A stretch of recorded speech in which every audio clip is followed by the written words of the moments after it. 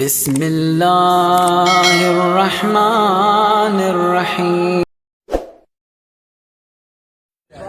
میں نے آپ کے سامنے قرآن کی ایک آیت بڑی چھوٹی سی تلاوت کی ہے، وَمَن يَعْمَلْ مِثْقَالَ ذَرَّةٍ خَيْرًا يَرَهُ، جو ذرہ برابر نیک عمل، خیر عمل، اچھا عمل کرے گا جزا پائے گا۔ ذرہ برابر، ذرہ کتنا بڑا ہوتا ہے؟ میں بسم اللہ کروں، مگر ریت کے بھی کئی ذرے کر دیے جائیں، ذرے کی تقسیم در تقسیم در تقسیم کرتے جاؤ، پتہ نہیں کہاں جا کے بات پہنچتی ہے۔ ذرہ برابر اللہ کا عادلانہ فیصلہ، ذرہ برابر خیر کرے گا، نیک عمل کرے گا۔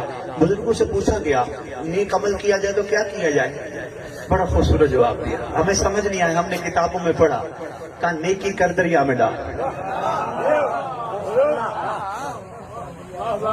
لشکر علی ساتھ تو میرا سامنے والے دیں گے نا جو آگے آگے بیٹھے، پیچھے والوں کو تو چلو۔ کہا نیکی کر دریا میں ڈال، کیا مطلب تھا؟ نیکی کر، اس کا شکر ادا کر، اس نے تجھے نیکی کے قابل بنایا۔ لوگوں کے سامنے فخر نہ کرتا، پھر احسان نہ لگاتا، پھر میں نے نیکی کی، میں نے نیکی کی۔ کیوں؟ اللہ کا عادلانہ فیصلہ ہے، جو ذرہ برابر نیکی کرے گا میں جزا دوں گا۔ اب آپس کی بات ہے، ہماری آدھی پریشانیاں اسی بات پہ ختم ہو سکتی ہیں اگر ہم بندوں سے جزا نہ لیں۔ نہیں نکے دے دوں گا، اگر میں دیکھو جی میں نے کوئی اچھا کام کیا آج مجھے شاباش دو بھائی، مجھے کہو بھی تیری کیا بات ہے؟